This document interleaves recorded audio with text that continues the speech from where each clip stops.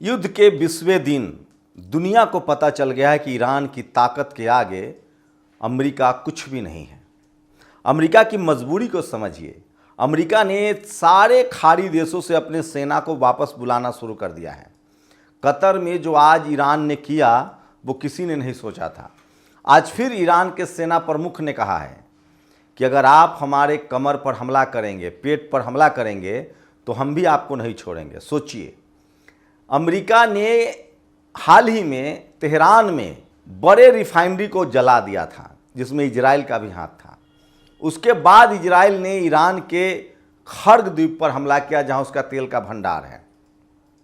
उसके बाद ईरान के बड़े एलपीजी सिस्टम पर हमला किया गया, ईरान के बैंक पर हमला किया गया, ईरान के स्कूलों पर हमला किया गया। तब दुनिया चुप थी, लेकिन सोचिए जब ईरान ने पलटवार किया है तो खलबली मच रही है। सवाल है कि आखिर दुबई क्यों परमिशन दे रहा है कि अमेरिका को कि आप ईरान पर हमला कीजिए। संयुक्त अरब अमीरात, कतर, ये सारे देश क्यों परमिशन दे रहे हैं कि आप ईरान पर हमला कीजिए। और एक साथ अमेरिका ने 11 देशों पर हमला किया है और इन 11 देशों में अमेरिकी ठिकानों को हमला निशाना बनाया है। पूरे खाड़ी देशों में मीडिया पर बैन है। अगर आप खाड़ी देशों में रहते हैं और आप वहां हुए हमले की तस्वीरें जारी नहीं कर सकते हैं। इजराइल में भी मीडिया पर बैन है। आज तो एक खबर देखा कि एक आरटी के जो रशियन टेलीविजन के पत्रकार हैं उनको किस तरह से निशाना बनाया गया। सवाल है कि दुनिया तब क्यों चुप थी जब ईरान पर हमला हुआ, अमेरिका ने किया। अब तो ये भी खुलासा हुआ है कि जिनेवा में जो बातचीत हो रही थी उसमें ईरान ने कहा था कि हम परमाणु हथियार सौंप देंगे। इसका मतलब है कि इस युद्ध के लिए अमेरिका जिम्मेदार है और इजराइल जिम्मेदार है। दरअसल दोनों, अमेरिका और इजराइल, कब्जा करना चाहते थे ईरान पर, ईरान के गैस पर, ईरान के तेल पर। ईरान में अपना पिट्ठू सरकार बनाना चाहते थे। सच्चाई है कि ईरान ने अपनी ताकत दिखाई है। दरअसल अमेरिका को खून लगा हुआ था मुंह में, इजराइल को भी मुंह में खून लगा हुआ था। जिस तरह से इजराइल ने फिलिस्तीन पर बमबारी की थी, फिलिस्तीन को मलबे में तब्दील कर दिया था, महिलाएं, बच्चों, स्कूल, अस्पताल कुछ भी नहीं छोड़ा, तब भी दुनिया चुप थी। किसी ने नहीं कहा कि यह गलत है। तब इजराइल और अमेरिका यूनाइटेड नेशंस को मानता ही नहीं है, यूएन का चार्टर मानता ही नहीं है। वो दुनिया को बताना चाहता है कि हम सुपर पावर हैं। तब भी दुनिया चुप थी जब भारत के लोगों को हथकड़ी लगाकर अमेरिका ने भेजा था। तब भी दुनिया चुप थी जब अमेरिका वेनेजुएला के राष्ट्रपति को उठा लाया था। तब भी दुनिया चुप थी जब अमेरिका ने दुनिया भर के देशों पर खुद 50% टैरिफ भारत पर लगा दिया था। डोनाल्ड ट्रंप को गुमान था कि वो दुनिया का बादशाह है। वो मध्ययुगीन राजाओं की तरह आदेश देता था। उसे लगता था कि अमेरिका के सामने कोई कुछ नहीं है। इन सारे भरम को किसी ने अगर तोड़ा है तो वो ईरान ने तोड़ा है। ईरान ने एक झटके में अमेरिका को बता दिया कि हम तुमसे लड़ सकते हैं और अपनी देश की रक्षा कर सकते हैं। सोचिए, दुनिया जानती है कि फिलिस्तीन पर हमला इजराइल ने किया था। दुनिया जानती है कि ईरान पर, लेबनान पर हमला इजराइल ने किया था। दुनिया तब भी चुप थी, लेकिन अब मामला बदल गया है। सोचिए, ईरान के युद्ध में अब यह साफ हो गया है कि अब अमेरिका की बादशाहत नहीं चलेगी। होर्मुज स्ट्रीट बंद है। यह तय है कि एशिया में गैस और तेल की किल्लत होगी। तो क्या इसके लिए सिर्फ ईरान को जिम्मेदार ठहराया जाए? अमेरिका और इजराइल जिम्मेदार नहीं है जिन्होंने इन पर हमला किया। और असली खेल तो अभी बाकी है।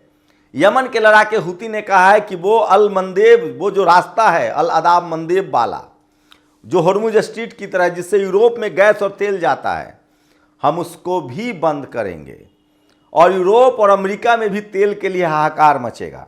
क्या तब इजराइल और अमेरिका को किसी ने मना नहीं किया? क्या ईरान को अपनी रक्षा करने का अधिकार नहीं है? अब जो लोग ये कह रहे हैं कि खाड़ी देशों पर हमला नहीं होना चाहिए, मैं उनको बता दूं, खाड़ी देशों पर ईरान अपने शौक से हमला नहीं कर रहा है। ईरान ने हर बार कहा कि जब भी हमारे ऊपर जिस देश की मिट्टी से हमला होगा, हम उस देश में अमेरिका के ठिकानों उस पर हमला करेंगे। संयुक्त अरब अमीरात से ईरान पर जो हमला हुआ खार्ग द्वीप पर, वो संयुक्त अरब अमीरात से हुआ था। बदले में ईरान ने संयुक्त अरब अमीरात के रिफाइनरी और अमेरिकी अड्डों पर हमला किया। ईरान पर दुबई के ठिकानों से हमला हुआ, बदले में उसने दुबई पर हमला किया।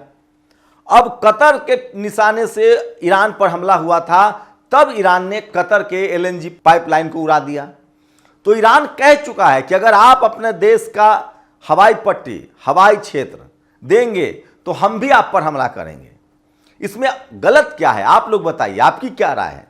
सवाल है कि एक देश जिस पर आप कब्जा करना चाहते हैं, क्या उसको लड़ने का हक नहीं है?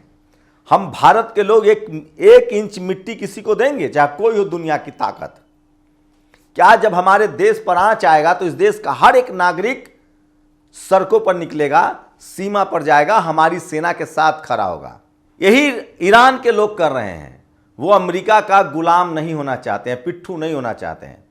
ईरान की सरकार को चुनने का हक अमेरिका को तो कम से कम नहीं है, और ये बात अब पूरी दुनिया समझने लगी। और सोचिए, खाड़ी देशों को अमेरिका दबाव में ला रहा है, खाड़ी देशों को अमेरिका धमका रहा है कि हम आपकी सुरक्षा कर रहे थे, आप हमारे लिए लड़िए। मैं फिर कह रहा हूं, खाड़ी देश बिल्कुल ईरान से लड़ने के पक्ष में नहीं है। सऊदी अरब के प्रमुख जो है वो लगातार ये बात कह रहे हैं, लेकिन उनका नस दबा हुआ एप्स्टीन फाइल में। उनके भी फोटोग्राफ्स आए हैं, जैसे डोनाल्ड ट्रंप का आया है, और इस सब के पीछे बेंजामिन नेतन्याहू है। लेकिन मैं फिर कह रहा हूं, देर सवेर खाड़ी देशों को पता है कि हमें ईरान पर हमला नहीं करना है, क्योंकि वो भी अमेरिका से छुटकारा चाहते हैं। तो युद्ध के 20वें दिन अब युद्ध जो है वो भयंकर हो रहा है, और इसकी कीमत पूरी दुनिया से को चुकानी पड़ेगी। गरीबी बढ़ेगी, महंगाई बढ़ेगी, लेकिन सवाल है कि इसके लिए जिम्मेदार कौन है? आज तो एक और खुलासा हुआ है। अमेरिका की जो इंटेलिजेंस की जो प्रमुख है तुलसी गबार्ड, उन्होंने कहा कि पाकिस्तान के पास ऐसे मिसाइल हैं जो अमेरिका तक पहुंच सकता है, चीन के पास ऐसे मिसाइल हैं जो अमेरिका तक पहुंच सकता है, रूस के पास ऐसे मिसाइल है जो अमेरिका तक पहुंच सकता है। मतलब अमेरिका मिसाइल बनाए, परमाणु बम बनाए, वो नागासाकी हिरोशिमा पर बम गिराए, लेकिन दुनिया अपनी रक्षा के लिए हथियार न बनाए। मैं तो सैल्यूट करता हूं इंदिरा गांधी को और अटल बिहारी वाजपेयी को, जिन्होंने दुनिया के दबाव में न आकर परमाणु परीक्षण किया। आज दुनिया में वही देश सुरक्षित है जिसके पास परमाणु बम है, नहीं तो पता नहीं कब किस पर कौन हमला करके कब्जा कर ले। ईरान अपनी रक्षा के लिए लड़ रहा है, अपनी संप्रभुता के लिए लड़ रहा है, और यह बात पूरा यूरोप जानता है। सोचिए, यूरोप के सभी देशों ने अमेरिका के पक्ष में लड़ने से मना कर दिया है। फ्रांस ने तो साफ कहा है कि यह युद्ध अमेरिका ने थोपा है दुनिया पर, इजराइल का वो पिछलग्गू है। और सोचिए, अमेरिका के लोग कह रहे हैं, सीनेटर कह रहे हैं कि इजराइल ब्लैकमेल कर रहा है अमेरिका को, और डोनाल्ड ट्रंप का एप्स्टीन फाइल में नाम है, इसीलिए वो इस युद्ध में शामिल है। तो ये अलग लेवल का खेल चल रहा है। सोचिए, ईरान को बलि का बकरा बनाया जा रहा था और उसने बलि का बकरा बनने से इनकार कर दिया। पिछले 45 साल से खामनेई ने जो तैयारी की थी वो सब कुछ जनता के सामने है, दुनिया के सामने है। अभी तो ईरान के पास 2.5 लाख मिसाइल है, ईरान के पास 500 से 400 ड्रोन रोज बनाने की क्षमता है। ईरान ने जो लंबी तैयारी की है उसकी ताकत दिख रही है। और खाड़ी देशों को या तो 2 रास्ते हैं, या तो अपने अड्डे बंद कीजिए, आप अमेरिका के हवाई पट्टी आप देना बंद कीजिए, अमेरिका को तेल देना बंद कीजिए। और ईरान साफ कह रहा है कि जिस देश के हवाई पट्टी से, जिस देश के एयर स्पेस से हम पर हमला होगा, हम उसे अमेरिका का दोस्त मानेंगे और उस पर हमला करेंगे। ईरान क्लियर कट कह रहा है, आप अमेरिका की मदद मत कीजिए, हम आप पर हमला ही नहीं करेंगे।